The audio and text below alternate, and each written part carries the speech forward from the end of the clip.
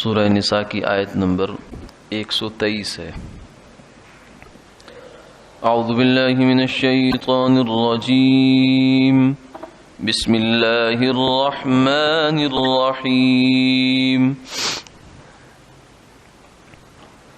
لیس بأمانیکم ولا امانی اہل الکتاب، من يعمل سوءا يجز به ولا يجد له من دون الله وليا ولا نصيرا۔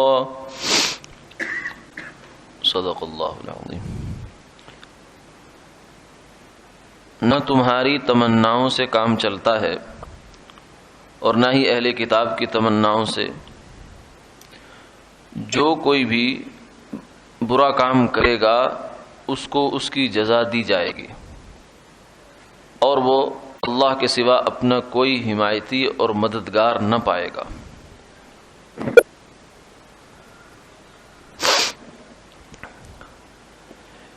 اس آیت شریفہ کا شان نزول یہ ہے، قتادہ رضی اللہ تعالیٰ عنہ فرماتے ہیں کہ ایک موقع پر اہل کتاب یعنی یہودی جو مدینہ منورہ میں تھے اور مسلمان، ان کی آپس میں ایک مکالمہ ہوا، مباحثہ ہوا کہ ہم میں سے کون زیادہ بہتر ہے۔ یہودیوں کا دعویٰ یہ تھا کہ ہم زیادہ بہتر ہیں، ہم اچھے ہیں، اور دلیل یہ تھی کہ ہمارے نبی تمہارے نبی سے پہلے آئے، ہماری کتاب پہلے آئی، تمہاری کتاب بعد میں آئی، تو جو پہلے آیا وہ اچھا ہے بعد والے سے۔ یہ ایک ان کا مقدمہ تھا۔ اور اس کے مقابلے میں مسلمانوں کا دعویٰ یہ تھا کہ نہیں، ہم زیادہ بہتر ہیں تم سے، کیونکہ ہماری نبی کی نبوت نے تمہاری شریعتوں کو منسوخ کر دیا اور ہماری کتاب نے تمہاری کتاب کو منسوخ کر دیا، ہم بہتر ہیں۔ تو یہ جو آپس میں بات چیت چلی ہے ان کی، تو قرآن پاک نے اس پر ایک تبصرہ فرمایا ہے۔ آج کی آیت میں اس پر ایک تبصرہ کیا ہے، اور دوسرے لفظوں میں یہ سمجھیے کہ یہ مسلمانوں کے لیے ایک پیغام ہے۔ وہ پیغام یہ ہے کہ اس طرح کی باتیں کہ ہم اچھے ہیں یا ہم بہت اچھے ہیں یا وہ بہت کم ہیں، فلاں قوم جو ہے وہ اس اعتبار سے کم ہے، ہم اچھے ہیں، یہ جو آپس میں ایک تفاخر تقابل کی فضا بنائی جاتی ہے، چاہے وہ مذہب کے دائرے میں ہو، چاہے وہ علاقائی سطح پر ہو، چاہے وہ قوموں کے درمیان ہو، چاہے وہ لسانی بنیاد پر ہو، تو یہ جو اس طرح کی باتیں ہیں یہ لا یعنی شمار ہوتی ہیں، فضول باتیں ہوتی ہیں، یہ وقت کا ضیاع ہے کہ فلاں قوم اچھی ہے، جو ہے وہ پنجاب والے یہ اچھے ہیں، سرحد والے ایسے ہیں، سندھ والے ایسے ہیں، ہندوستان والے ایسے ہیں، پاکستان والے ایسے ہیں۔ یہ محض اس بنیاد پر آپس میں جو ریٹنگ کرنا ہے، اپنی درجہ بندی کرنا ہے، یہ ایک لا یعنی کام ہے۔ لا یعنی سے مراد یہ ہے کہ اس کا کوئی عملی فائدہ نہیں ہے، سوائے اس کے کہ آدمی جو ہے وہ بیکار ہو کے بیٹھ جائے۔ کیونکہ یہ قصیدے پڑھنا پدر من سلطان بود، کہتے یہ جو گیدڑ ہے، حکایت ہوتی ہے، ایسے تمثیلات ہیں سمجھانے کے لیے ہمیں واقعات کو، کہ گیدڑ جب بولتا ہے تو کہتا ہے پدر من سلطان بود، میرا باپ بادشاہ تھا، یعنی یہ اس کی آواز کی گویا کہ جو کنورسیشن ہے وہ یہ ہے، کنورٹ کیا ہے اس کو۔ تو لیکن سوال یہ ہے کہ اس کا یہ کہنا اس کو کیا فائدہ دے؟ اگر بالفرض اس کا باپ بادشاہ تھا بھی تو اب کیا ہے؟ اب تو جنگل کا بادشاہ شیر ہے، اب تو گیدڑ جو ہے وہ تو دم دبا کے بھاگنے والا جانور ہے۔ سوال تو یہ ہے کہ جو ہے انسان تم کیا ہو؟ اس لیے کہا نا کہ تھے تو وہ بھی آبا ہی تمہارے، مگر تم کیا ہو؟ ہاتھ پہ ہاتھ دھرے منتظر فردا ہو۔ یعنی مسلمان یہی ایک تفاخر کی ایک جو چیز ہے، یہ آج بھی مسلمانوں کے اندر بھی ہے، مذہبی سطح پر بھی ہے اور قومی سطح پر بھی ہے، مختلف دائروں میں ہے۔ کراچی والے اچھے ہیں، لاہور والے اچھے ہیں، یا سرحد والے ایسے ہیں، پنجاب والے ایسے ہیں۔ یہ ایک عام ہماری ایک گفتگو کا محور ہو جایا کرتا ہے، باتوں سے بات نکلتے نکلتے اس طرف چلی جاتی ہے۔ تو یہ اگر تو یہ تعصب کی طرف چلی جائے بات، پھر تو یہ بڑی خطرناک چیز ہے، عصبی میں ڈھل جاتی ہے۔ اور عصبیت جو ہے یہ ایک زہر ہے۔ تعصب جو کہتے ہیں، قومی تعصب ہو یا زبان کی بنیاد پر ہو یا قوم کی بنیاد پر ہو یا علاقے کی بنیاد پر ہو، کہ ان بنیادوں پر اپنے آپ کو اچھا سمجھنا، یہ تعصب ہے، عصبیت ہے۔ اور پھر یہ عصبیت آگے جو ہے رنگ دکھاتی ہے۔ آپ صلی اللہ علیہ وسلم ایک موقع پر ایسا ہوا کہ انصار اور مہاجرین، یہ دو طبقات مدینہ منورہ میں رہتے تھے، تو ایک انصاری اور ایک مہاجر کے آپس میں کسی بات پہ تو تکار ہو گئی۔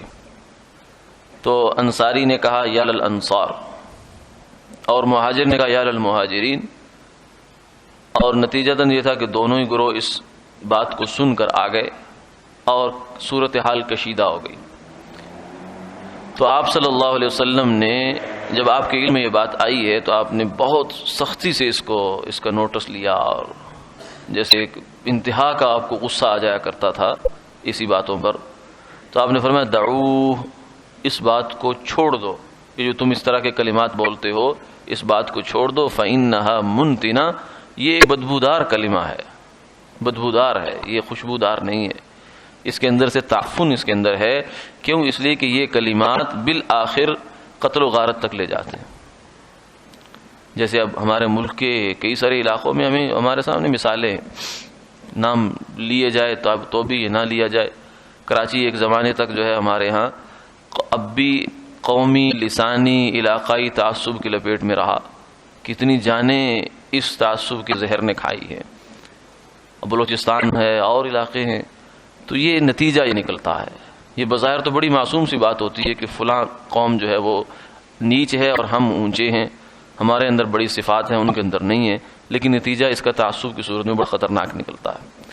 لیکن اگر تعصب تک نہ بھی جائے یہ بات، تب بھی یہ بات لا یعنی ہے، پھر بھی بے فائدہ ہے، محض اپنے قصیدے پڑھنے سے کچھ نہیں ہوتا۔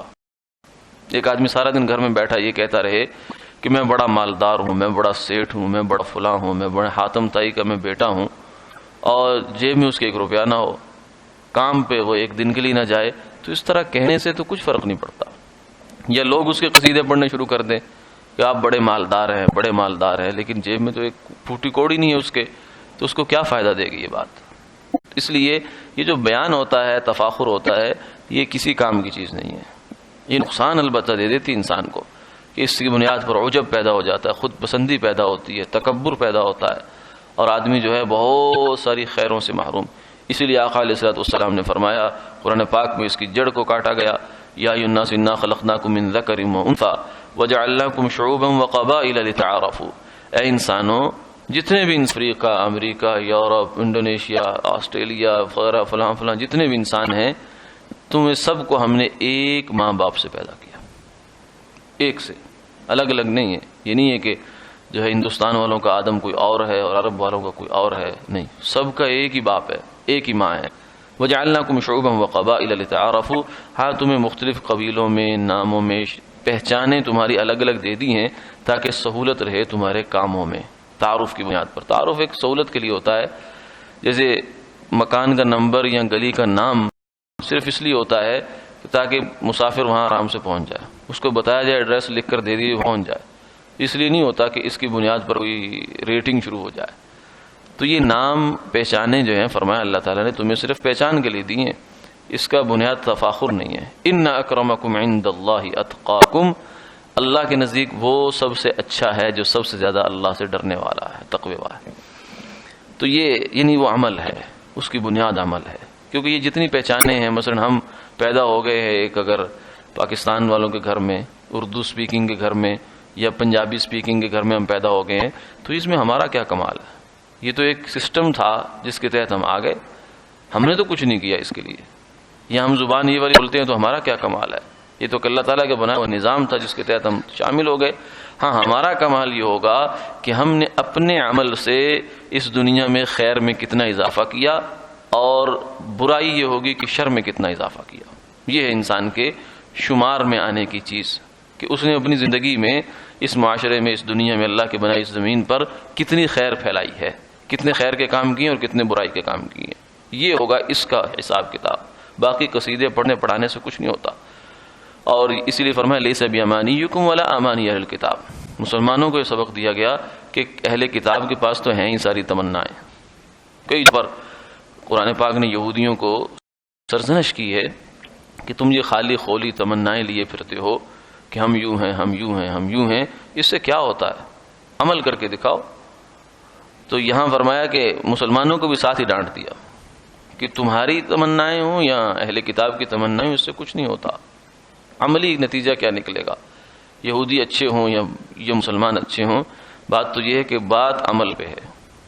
عمل سے زندگی بنتی ہے جنبی جہنم بھی.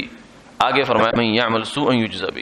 سوال یہ ہے کہ چاہے یہود میں سے ہو, چاہے وہ من حیث المجموع اچھے ہوں, لیکن ایک بندہ باہر اچھی قوم سے تعلق رکھتا ہے, کام برے کرتا ہے, الٹے کرتا ہے, تو اس کا یہ مطلب تھوڑی ہے کہ اچھی قوم میں ہونے کی وجہ سے اس کو یہ سستا چھوٹ جائے گا. نہ, قیامت والے دن تو فرد فرد کا حساب ہوگا, قوموں کا حساب نہیں ہوگا کہ جو یہودی کے قوم ہے وہ ادھر چلی جائے, مسلمان سارے ایک اس میں چلے جائیں پلڑے میں. نہیں, ایسے یہ معاملات اللہ کے یہاں نہیں ہے. وہاں ایک ایک فرد نے الگ الگ پیش ہونا ہے, اپنا اپنا ہر فرد نے نامہ اعمال لے کر پیش ہونا ہے. اس کی قوم قبیلے کے ساتھ اس کا حساب نہیں ہے. من یعمل سوءا یجزا بہ. جو شخص بھی, جو کوئی بھی, چاہے وہ مرد ہے یا عورت ہے, غریب ہے یا امیر ہے, اور گمنام ہے یا شہلا ہے, سوال یہ ہے کہ من یعمل سوءا, اگر اس نے برا کام کیا ہے تو خدا کے ہاں سے نہ اس کی قوم اس کو بچائے گی نہ اس کا قبیلہ اس کو بچائے گا. اگر یہودی نے برا کام کیا ہے تو موسیٰ علیہ السلام اس کو نہیں بچائیں گے, اور اگر مسلمان نے ایسی الٹی حرکت کر دی کہ جو اللہ کے غضب کا باعث بن گئی تو حضور اس کو نہیں بچائیں گے. کتنے لوگوں کے بارے میں آپ نے فرمایا کہ قیامت والے دن ایسا ہوگا کہ یہ کچھ لوگ میرے سامنے لائے جائیں گے, میں کہوں گا امتی امتی, فرشتے کہیں گے سحقن سحقن, یہ ان کو پیچھے ہٹاؤ پیچھے ہٹاؤ.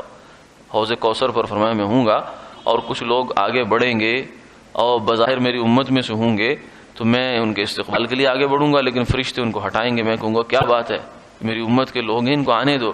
فرمائیں گے یا رسول اللہ آپ کو نہیں پتا کہ انہوں نے آپ کے بعد کیا گل کھلائے تھے, ماذا احدثوا بعدک, تو اس لیے ان کو اب یہاں آپ کے قریب نہیں آنے دیا جائے گا. ایسا بھی ہوگا. تو اس لیے فرمایا کہ اپنے عمل پر آپ صلی اللہ علیہ وسلم نے اپنی سیدہ جو بیٹی ہیں پیاری خاتون جنت سیدہ فاطمہ الزہرا رضی اللہ تعالی عنہا, ان کو فرمایا کہ میری بیٹی اپنا عمل کرنا, محض اس دھوکے میں نہ رہ جانا, اس خوشمی میں نہ رہ جانا کہ میرا باپ جو ہے وہ سید الانبیاء والمرسلین ہے, اپنے عمل کرنا. ایک صحابی نے عرض کیا یا رسول اللہ مجھے آپ سے بڑی محبت ہے, تو آپ نے فرمایا کہ ہاں تجھے تیری محبت جو ہے وہ تجھے میرے ساتھ لائے گی, لیکن اعنی بکثرت السجود, کثرت سجدہ یعنی زیادہ سجدے کر کے میرا تعاون کرو. یعنی شفاعت بھی جو ہے یہ نہیں کہ اندھا دھند ہوگی کہ جس کی شفاعت آپ صلی اللہ علیہ وسلم جو ہے یا کوئی بھی شفیع جو ہے شفاعت کرنے والا وہ جس پر ہاتھ چاہے ہاتھ رکھ دے گا, نہ, اس کے لیے بھی الا باذنہ, من ذا الذی یشفع عندہ الا باذنہ, اللہ کی اذن ہوگا اور کچھ نہ کچھ اس کی بنیادیں ہوں گی. ایسے بے تکا کام نہیں اللہ کے ہاں کہیں بھی. تو اس لیے فرمایا من یعمل سوءا یجزا بہ, جو برا کام کرے گا اس کو اس کا جزا ملے گی. ولا یجد له من دون اللہ ولیا ولا نصیرا. اس آیت کو سن کر جو صحابہ تھے وہ دہل گئے. ابو بکر صدیق رضی اللہ تعالیٰ عنہ کو جب یہ آیت آپ صلی اللہ علیہ وسلم نے سنائی ہے تو گویا کہ فرماتے تھے میری جیسے کمر ٹوٹ جاتی ہے. فرمایا یا رسول اللہ اس کا مطلب تو یہ ہے کہ ہم میں سے کوئی بھی نہیں بچنے والا. کیوں؟ اس لیے کہ انسان سے زندگی میں کوئی نہ کوئی برا کام تو ہو ہی جاتا ہے. تو اللہ تعالیٰ تو کہتے ہیں جو بھی برا کام کرے گا اس کو بدلہ ملے گا, ضرور اس کو جزا دی جائے گی, سزا دی جائے گی. تو آپ نے فرمایا کہ بات تو ٹھیک ہے, اللہ کا وعدہ ایسے ہی ہے, ایسے ہی ہونا ہے, لیکن مسلمان کے لیے اللہ نے ایک خاص کرم کیا ہے. وہ یہ ہے کہ دنیا میں جو اس کو تنگی تکلیف پریشانی مصیبت دکھ بے چینی آتی ہے بیماری کی شکل میں ہو، فاقے کی شکل میں ہو، تنگ دستی کی شکل میں ہو، یا ویسے ہی تکلیف رشتہ داروں کی، اولاد کی، مال اڑوس پڑوس کی، کسی بھی صورت میں کوئی بھی تکلیف اس کو آتی ہے، حتیٰ کہ فرمایا اس کو ایک کانٹا چبھتا ہے، بلکہ اس سے بھی نیچے آ جاؤ کہ وہ دائیں جیب میں کوئی چیز رکھتا ہے تلاش کرنے کے لیے، ہاتھ بائیں میں ڈال دیتا ہے تو پریشانی ہوتی ہے تھوڑی دیر کے لیے، اور پھر دائیں میں رکھتا ہے تو مل جاتی ہے۔ اتنی سی پریشانی بھی اللہ تعالیٰ کے ہاں یہ شمار میں آتی ہے، اور اس بندے کے نامہ اعمال پر اثر انداز ہوتی ہے۔ وہ کیسے؟ کہ اس کے نامہ اعمال میں جو گناہ لکھے ہوتے ہیں، اللہ تعالیٰ ان گناہوں کے لیے اس کو کفارہ بنا دیتے ہیں۔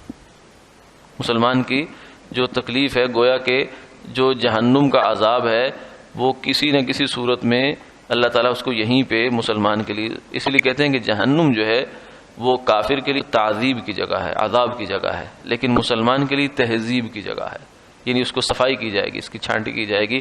جیسے بھٹی میں لکڑی ڈالی جاتی ہے جلانے کے لیے، اور لوہا ڈالا جاتا ہے صاف کرنے کے لیے، سونا ڈالا جاتا ہے، جاتے دونوں ہی ہیں، تو اللہ تعالیٰ مسلمان کو یہیں صاف کر دیتے ہیں، ورنہ آخر میں پھر جو ہے اللہ معاف کرے تھوڑی بہت جو اس کو کسی درجے میں بھی عمل کے مطابق جزا جو ہے وہ بھگت کر معافی ہوگی، لیکن بہرحال یہ اللہ کے ہاں ضابطہ طے ہے، من یعمل سوءا یجزا بہ، جو برا کام کرے گا اللہ اس کو اس کی جزا دیں گے۔ وآخر دعوانا الحمدللہ۔